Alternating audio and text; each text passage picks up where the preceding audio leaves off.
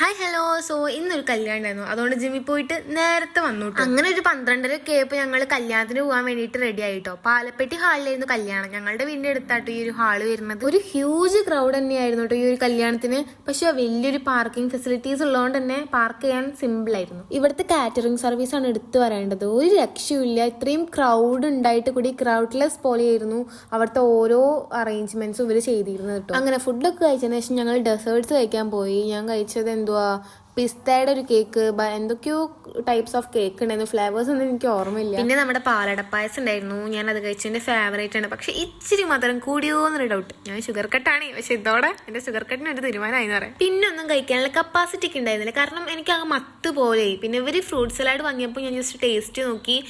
നല്ല ഒട്ടുമിക്ക എല്ലാ ഫ്രൂട്ട്സും കൂടിയിട്ട് വന്നിട്ട് നല്ലൊരു ടേസ്റ്റ് ഉണ്ടായിരുന്നു കേട്ടോ. പിന്നെ നമ്മൾ പോവാൻ നേരത്താണ് ഫ്രണ്ട്സ് ആയിട്ടുള്ളതായിട്ട് ഫ്രൈഡ് ചിക്കൻ കൊടുക്കുന്നത് കണ്ട്. അപ്പൊ അതും കൂടി ഒന്ന് വാങ്ങിയിട്ട് പോവാൻ വിചാരിച്ചു. എനിക്ക് ആക്കും ഒരെണ്ണം മാത്രം കഴിക്കാനുള്ള ഒരു ടെൻഡൻസി അപ്പം ഉണ്ടായിരുന്നുള്ളൂ. അമ്മായി ആണെന്നുണ്ടെങ്കിൽ നഗറ്റ്സും മറ്റേ ചിക്കൻ സോസേജോ അങ്ങനത്തെ എന്തൊക്കെയോ എടുത്ത് കഴിക്കാനുണ്ടോ. എനിക്ക് അത്ര ഒന്നും കഴിക്കാനുള്ള ഇത് ഉണ്ടായിരുന്നില്ല ഗൈസ്. പിന്നെന്താ, കാറ്ററിംഗ് സർവീസ് എടുത്ത് പറയേണ്ട ഒരു കാര്യമാണ്. ഞാൻ 10-ൽ 10 അവർക്ക് കൊടുക്കും. അപ്പൊ അത്രേ ഉള്ളൂ. Okay, by.